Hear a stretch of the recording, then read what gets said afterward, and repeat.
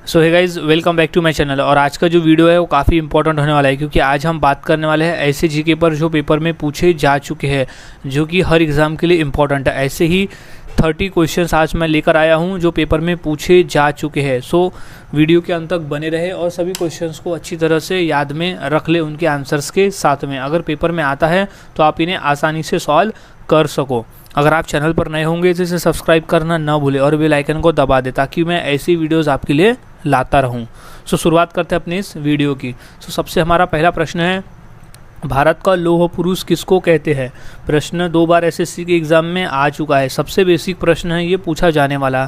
सो इसका जो सही जवाब हो जाएगा वो है ऑप्शन डी, सरदार पटेल। सरदार वल्लभ भाई पटेल को भारत का लौह पुरुष भी कहा जाता है, क्योंकि इनमें आज़ादी के समय इनका योगदान को देखते हुए इन्हें लौह पुरुष कहा जाने लगा, क्योंकि इनके ही जन्मदिन पर, इनके ही जयंती के अवसर पर एकता दिवस भी मनाया जाता है। ये क्वेश्चन भी पेपर में पूछा जाता है कि एकता दिवस किनकी याद में मनाया जाता है, तो वह है सरदार वल्लभ भाई पटेल।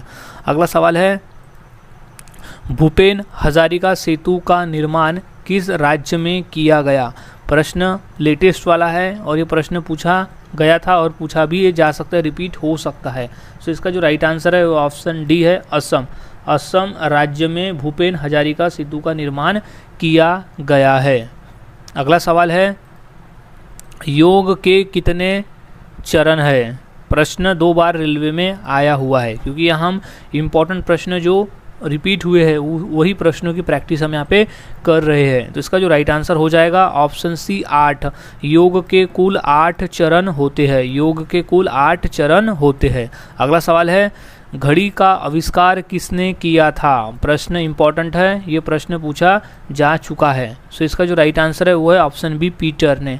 पीटर नामक वैज्ञानिक ने घड़ी का आविष्कार किया था। अगला सवाल है, चेतक घोड़ा किसका घोड़ा था? प्रश्न 2 बार पूछा जा चुका है। तो इसका जो राइट आंसर है वो ऑप्शन डी है, राणा प्रताप। राणा प्रताप, महाराणा प्रताप का जो घोड़ा था उसका नाम था चेतक। प्रश्न अच्छे से याद में रख ले। अगला सवाल, मनुष्य के दिमाग में कितना प्रतिशत पानी होता है?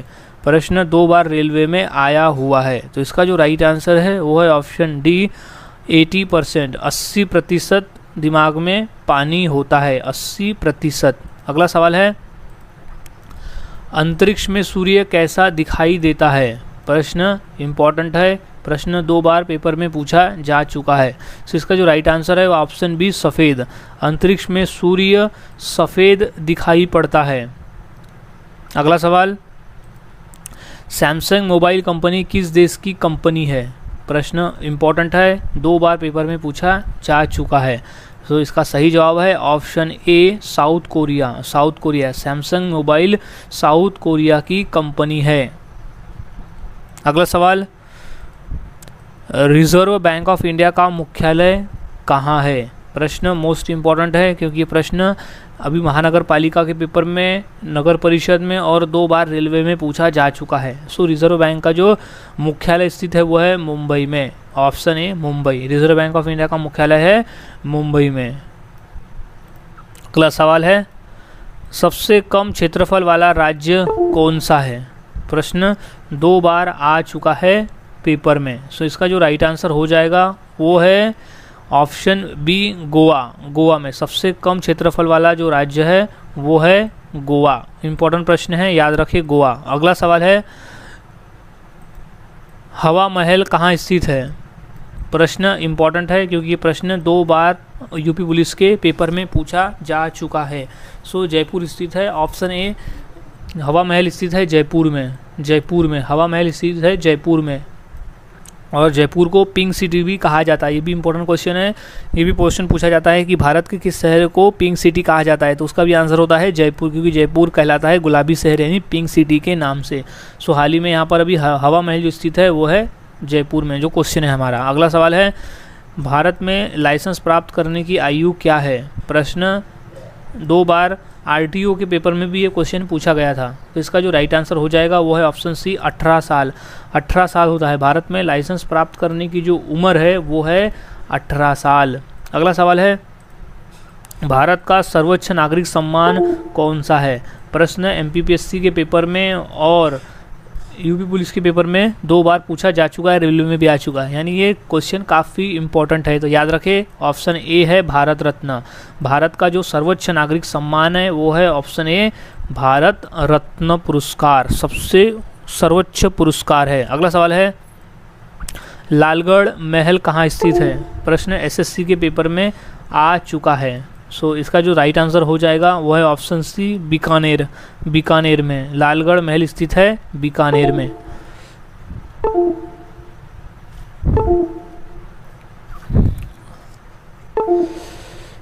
अगला सवाल है, बाबर ने भारत पर कितनी बार आक्रमण किया था? प्रश्न 2 बार एसएससी के पेपर में आ चुका है। तो इसका जो राइट आंसर हो जाएगा वो है ऑप्शन डी 5 बार। बाबर ने भारत पर 5 बार आक्रमण किया था, 5 बार। इंपॉर्टेंट प्रश्न है, भारत पर 5 बार आक्रमण किया था बाबर ने। अगला सवाल है, अंग्रेजों ने अपनी पहली फैक्ट्री कहाँ स्थापित की थी? प्रश्न इंपॉर्टेंट गाइज, ये प्रश्न 2 बार रेलवे में पूछा जा चुका है। सो इसका जो राइट आंसर हो जाएगा वो है ऑप्शन बी सूरत में। अंग्रेजों ने अपनी पहली फैक्ट्री जो है वो सूरत में स्थापित की थी, जो कि है गुजरात में। अगला सवाल, कबड्डी खेल में कितने खिलाड़ी होते हैं? क्वेश्चन आया हुआ है 2 बार। तो इसका जो राइट आंसर है वो है ऑप्शन डी 7 खिलाड़ी। 7 खिलाड़ी कबड्डी खेल के एक दल में टोटल 7 खिलाड़ी होते हैं। अगला सवाल है, ऊंट का लगभग जीवन काल कितने वर्ष का होता है? प्रश्न आया हुआ है। सो इसका जो राइट आंसर हो जाएगा वो है ऑप्शन डी 30 वर्ष। ऊंट का लगभग जीवन काल होता है 30 वर्ष का। सो राइट कर ले 30 वर्ष। अगला सवाल है, स्टेट बैंक ऑफ इंडिया का पुराना नाम क्या था? प्रश्न आया हुआ है रेलवे में और बैंक एग्जाम में 2 बार। तो इसका जो राइट आंसर है वो है option C bank of Bharat. Bank of Bharat, state bank का पुराना नाम था बैंक ऑफ भारत। अगला सवाल है, राष्ट्रपति चुनाव संबंधी मामले किसके पास भेजे जाते हैं? तो इसका राइट आंसर है ऑप्शन ए उच्चतम न्यायालय। उच्चतम न्यायालय के पास भेजे जाते हैं। इंपॉर्टेंट प्रश्न है, याद में रख ले, उच्चतम न्यायालय के पास भेजे जाते हैं। अगला सवाल है, भारतीय रेल का राष्ट्रीय रेलकरण कब हुआ था? प्रश्न 2 बार रेलवे के एग्जाम में पूछा जा चुका है। इंपॉर्टेंट प्रश्न है क्योंकि ये रेलवे पे ही बेस है। तो इसका जो राइट आंसर हो जाएगा वो है ऑप्शन ए 1950 में। भारतीय का राष्ट्रीय रेलकरण हुआ था 1950 में। अगला सवाल है, दिल्ली से पहले भारत की राजधानी कहाँ पर थी और या कौन सी थी? प्रश्न एसएससी में 2 बार पूछा जा चुका है। तो इसका जो राइट आंसर हो जाएगा वो है ऑप्शन डी कोलकाता। कोलकाता में दिल्ली से पहले भारत की जो राजधानी थी वो थी कोलकाता। इंपॉर्टेंट है। अगला सवाल है, गुप्त समाज की स्थापना किसने की थी? प्रश्न आया हुआ है रेलवे के एग्जाम में। तो इसका जो राइट आंसर है वो है ऑप्शन बी चंद्रगुप्त। चंद्रगुप्त ने गुप्त समाज की स्थापना की थी। सो राइट डाउन इज चंद्रगुप्त। अगला सवाल है, मोहम्मद गौरी कहाँ का शासक था? प्रश्न रेलवे में 2 बार पूछा जा चुका है। सो इसका जो राइट आंसर हो जाएगा वो है ऑप्शन है अफगानिस्तान। मोहम्मद गौरी अफगानिस्तान का शासक था। अगला सवाल है, कुचिपुड़ी नृत्य कहाँ प्रारंभ हुआ था? प्रश्न 2 बार रेलवे में पूछा जा चुका है। So right answer is option B Andhra Pradesh. Andhra Pradesh, Kuchipudi नृत्य आंध्र प्रदेश से आरंभ हुआ था। अगला सवाल, भारत की प्रथम महिला शासक कौन बनी थी? प्रश्न नगरपालिका में और एसएससी के एग्जाम में पूछा जा चुका है। सो इसका जो सही जवाब है वो है ऑप्शन बी रज़िया बेगम। रज़िया बेगम जो थी वो भारत की प्रथम महिला शासक बनी थी। अगला सवाल, टीपू सुल्तान कहाँ का शासक था? प्रश्न रेलवे में 2 बार और महानगर पालिका में 1 बार पूछा जा चुका है। सो इसका जो राइट आंसर है वो ऑप्शन सी मैसूर। मैसूर, टीपू सुल्तान मैसूर का शासक था। टीपू सुल्तान मैसूर का शासक था। अगला सवाल, निम्नलिखित में से कौन सा सबसे पुराना स्मारक है? सो इसका जो राइट आंसर है वो ऑप्शन सी अजंता गुफाएं। अजंता की गुफाएं जो है वो सबसे पुराना स्मारक है दिए हुए ऑप्शंस में से? प्रश्न आया हुआ है टीचर भर्ती के पेपर में। अगला सवाल है पानीपत का तीसरा युद्ध कब हुआ था? प्रश्न 2 बार रेलवे में आया हुआ है। तो इसका जो सही जवाब हो जाएगा वो है ऑप्शन 1761। 1761 में पानीपत की तीसरी लड़ाई हुई थी 1761 में। अगला सवाल है अलीगढ़ मुस्लिम विश्वविद्यालय के संस्थापक कौन थे? आ चुका है रेलवे में 2 बार। सो इसका जो राइट आंसर है वो है option B sir Syed Ahmad. Sir Syed Ahmad जो थे वो थे अलीगढ़ मुस्लिम विश्वविद्यालय के संस्थापक। अगला सवाल है वेदों की संख्या कितनी है? प्रश्न आया हुआ है रेलवे में और यूपीएससी के पेपर में। तो इसका जो राइट आंसर है वो ऑप्शन है 4 4। वेदों की संख्या कुल 4 है। अगला सवाल है गौतम बुद्ध ने अपना प्रथम उपदेश कहाँ दिया था? सो इसका जो राइट आंसर हो जाएगा वो है ऑप्शन डी सारनाथ। सारनाथ में। प्रश्न रिपीटेड है, ये प्रश्न पूछा जा सकता है। सो गौतम बुद्ध ने अपना पहला उपदेश दिया था सारनाथ में।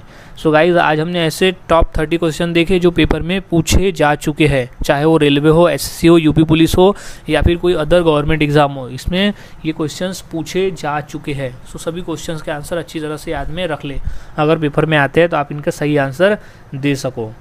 सो मिलता हूँ ऐसे ही और नए जीके के साथ अगली वीडियो में। तब तक के लिए चैनल के साथ बने रहे और वीडियोस को देखते रहे।